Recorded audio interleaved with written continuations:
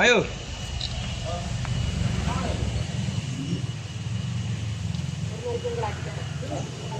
Oh, sana nih.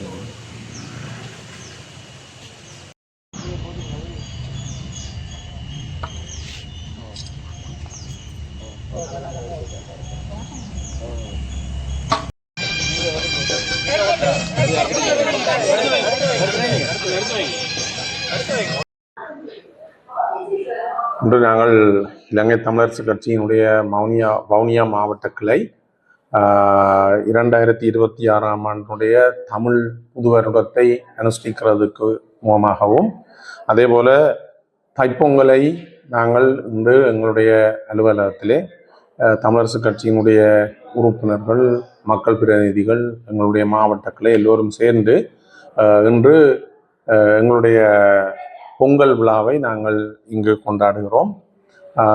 இந்த நல்ல நாள் துவங்குகிற இந்த நாளிலே தமிழ் மக்களுடைய பிரச்சனைகள் தீர்க்கப்பட வேண்டும் என்றும், தமிழ் மக்கள் இந்த நாட்டிலே ஏனைய பிரஜைகளைப் போல சமமான உரிமைகளுடன் வாழக்கூடிய, சமமான அந்தஸ்துடன் வாழக்கூடிய பிரஜைகளாக இந்த நாட்டிலே வாழுவதற்கு நாங்கள் முயற்சி எடுப்போம் என்றதை இந்த சந்தர்ப்பத்திலே கூறிக்கொண்டு, இந்த ஆண்டு தமிழ் மக்கள் தங்களுடைய அனைத்து விதமான உரிமைகளையும் பெற்று வாழ்வதற்குரிய ஒரு ஆண்டாக இருக்க வேண்டும் என்ற வகையில் நாங்கள் இன்றைய இந்த பொங்கல் நிகழ்வை ஏற்பாடு செய்திருக்கிறோம். இனிவரும் காலத்திலே நிச்சயமாக எங்களுடைய இந்த எண்ணங்கள், சிந்தனைகள் நிறைவேற வேண்டும் என்று இந்த சந்தர்ப்பத்திலே நான் கேட்டுக்கொண்டு, அதற்காக நாங்கள் எல்லோரும் நிச்சயமாக உழைப்போம் என்ற உறுதிமொழியை எடுக்கிற ஒரு நாளாக இந்த நாளை நாங்கள் இன்று அனுஷ்டிக்கிறோம். குறிப்பாக உங்களோட கட்சியின் முன்னாள் பாராளுமன்ற உறுப்பினர் சிவமோகன் அவர்கள் தொடர்ச்சியாக தமிழரசு கட்சி மீது பல்வேறு விமர்சனங்கள் முன்வைத்து வருகிறார்.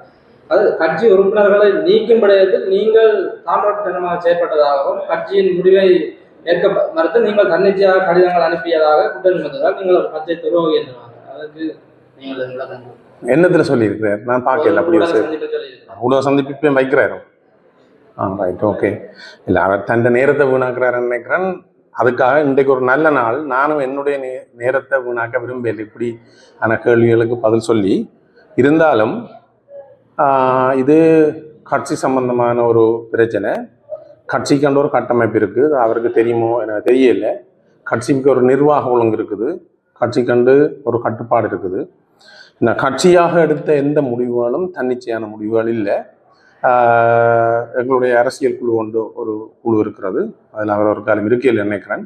அதே மாதிரி மத்திய குழு இருந்தவர் ஞாபகம். இந்த 2 குழுக்களும் தான் கட்சி சம்பந்தமான முக்கியமான முடிவுகள் எடுக்கிற குழுக்கள். இதில் செயலாளராக, தலைவராக யாரும் பெறலாம். கட்சி தெரிவு செய்கிறவர்கள் யாரும் வந்து போகலாம். அந்த கட்சி சம்பந்தமான முடிவுகள் அந்த குறிப்பிட்ட பெயருடைய செயலாளரோ அல்லது தலைவரையோ சார்ந்ததாக இருக்காது. அது ஒரு கூட்டு பொறுப்பு, கட்சியினுடைய கூட்டு பொறுப்பு. ஆகவே எடுத்த முடிவுகள் கடந்த காலத்திலே நான் பொதுச் செயலாளராக இருந்த போதும் சரி, அல்லது இப்போது எடுக்கப்படுகின்ற முடிவுகள் எல்லாம் கட்சி சார்ந்த முடிவுகள், கட்சியினுடைய கொள்கை கோட்பாடுகளோடு சம்பந்தப்பட்ட முடிவுகள், கட்சியினுடைய ஒழுக்க விதிகளுக்கு அமைய எடுக்கப்படுகின்ற முடிவுகள். அந்த வகையில் அவர் இப்போது கட்சியிலிருந்து இடைநிறுத்தப்பட்டிருக்கிறார். அது இடைநிறுத்தினதுக்குரிய விளக்கத்தை கொடுத்து கட்சிக்குள்ளுக்கு வர விருப்பம் என்றால் வார வழியை பார்க்க வேணும். நான் நினைக்கிறேன் அவர் தான் வருவதற்கு விரும்பி கடந்த சில மாதங்களுக்கு முதல் பொதுச் செயலாளர் அவர்களுக்கு ஒரு கடிதம் கொடுத்திருந்தவர். அம்பாறையில் நடந்த மத்திய குழு கூட்டத்தில் அவருடைய கட்சிக்குள்ளுக்கு மீண்டும் வருவதற்கான அந்த வேண்டுதல் நிராகரிக்கப்பட்டதாக, அந்த கூட்டத்தில் நான் இருக்கவில்லை, நிராகரிக்கப்பட்டதாக நான் அறிந்தேன். அப்படி ஒரு கட்சியின் ஒழுக்க விதிகள் அல்லது கட்சியினுடைய யாப்புக்கு மீறி யாராவது நடந்திருந்தால், இலங்கை ஒரு ஜனநாயக நாடு என்று சொல்லப்படுகிறது. இந்த நாட்டில் இந்த கட்சிகளை எல்லாம் கட்டுப்படுத்தக்கூடிய ஒரு தேர்தல் திணைக்களம் இருக்கிறது, நீதிமன்றம் இருக்கிறது.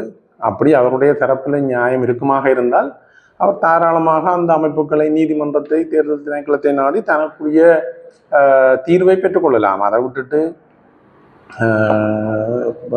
ப்ரெஸ் கான்ஃபரன்ஸை வச்சு நான் நினைக்கிறேன் மாகாண சபை தேர்தல் வரைக்கும் பேர்கள் அடிபட வேண்டிய தேவையும் பெரும் நினைக்கிறேன். அது ஏதோ ஒரு கட்சியில் கேட்கறதுக்கு அல்லது சுயேட்சையாக கூட கேட்கறதுக்கு மக்கள் மறந்த மக்களுக்கு தன்னுடைய பேரை ஞாபகப்படுத்த வேண்டிய தேவை அவருக்கு இருக்கலாம்.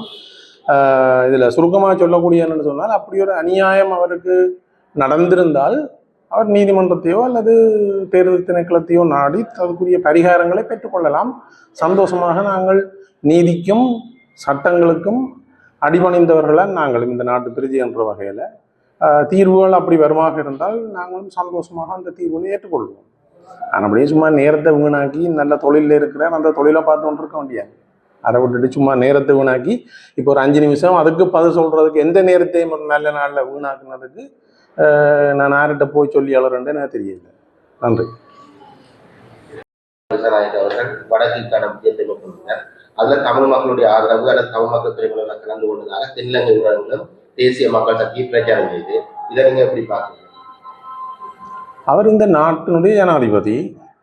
ஒரு ஜனாதிபதியை பார்க்கறதுக்கு நிச்சயமாக மக்கள் ஆவலோடு இருப்பினும், கடந்த காலங்களில் வந்த ஜனாதிபதிமார் நேரடியாக தமிழ் மக்களை கொண்டு குவித்த, தமிழ் மக்களுடைய சொத்துக்களை அழித்த, தமிழ் மக்களை காணாமல் ஆக்குன, தமிழ் மக்களுடைய பரம்பரையை அழித்த, தமிழ் மக்களை இடம்பெயரச் செய்த ஜனாதிபதிகளாக இருந்தார்கள். அதில் மக்களுக்கு வெறுப்பு இருந்தது.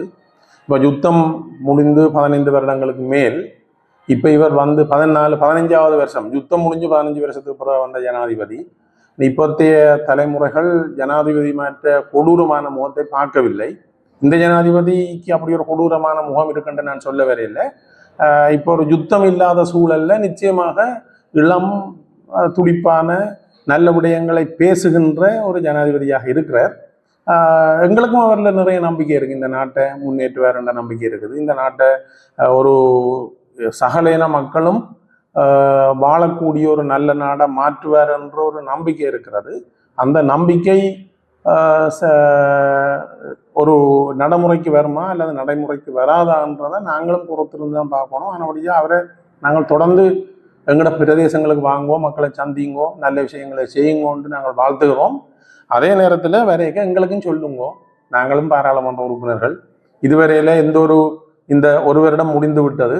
எங்களுடைய பிரதேசங்களுக்கு வருகிற எந்த ஒரு அமைச்சரும் எங்களுக்கு சொல்லிட்டு வர இல்லை. மஹிந்த, ரணில், அதுக்கு முதல் இருந்த ஜனாதிபதிகள காலத்தில் கூட ஜனாதிபதிகளோ அல்லது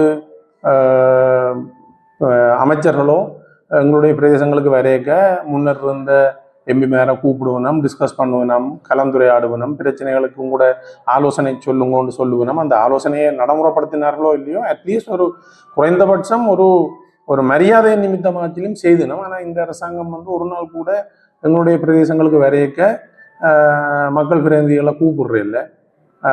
தாங்கள் வந்து தங்களுடைய கட்சி உறுப்பினர்களோட மாத்திரம் பேசி திட்டங்களை தீட்டுகிறார்கள். எதிர்கட்சியில் இருக்கிற வெறுக்குமே தெரியாது. அந்த வகையில் ஜனாதிபதியும் இப்போ வந்தது எங்களுக்கும் தெரியாது. பத்திரிகைகள்லாம் நாங்களும் பார்த்தோம். எங்களுக்கு அழைப்புதலும் அப்படி ஒன்றும் வேற இல்லை. ஆனால் அவர் வந்து போகிற நல்ல விஷயம் தான் நினைக்கிறேன். ஏன்னா இந்த மக்கள் நீண்ட காலமாக யுத்தத்தால் பாதிக்கப்பட்டிருக்கிற இந்த சமூகம், இந்த மக்கள்ன்ற புறநறைகளை அவர்களும் அறிந்து கொள்ள வேணும் என்று நான் நினைக்கிறேன். ஆகவே நாங்களும் இந்த நாடு நல்ல திசை நோக்கி போகிறதாக இருந்தால் நாங்கள் பல தடவை சொல்லியிருக்கிறோம், எங்களோட கட்சி சொல்லியிருக்குது. எங்களுடைய நிலைப்பாடு, நாங்களும் சம அந்தஸ்துள்ள மக்களாக ஏனைய இன மக்களை போல இந்த நாட்டில் வாழ்வதற்கு யாராவது வழி சமைப்பார்களாக இருந்தால் அவர்களோடு சேர்ந்து இந்த நாட்டை முன்னேற்றுவதற்கு நாங்களும் தயாராக இருப்போம். அந்த வகையில் ஜனாதிபதியின் வரவு நல்வரவாக இருக்கட்டும். எங்களை சொல்லாலும் சொல்லாட்டிக்கும் வந்து எங்களை மக்களை சந்தித்து அவர் போகிறது நல்ல விஷயம் என்று தான் நான் நினைக்கிறேன். மேலதிக செய்திகளுக்காக எமது யூடியூப் தளத்தை சப்ஸ்கிரைப் செய்யுங்கள்.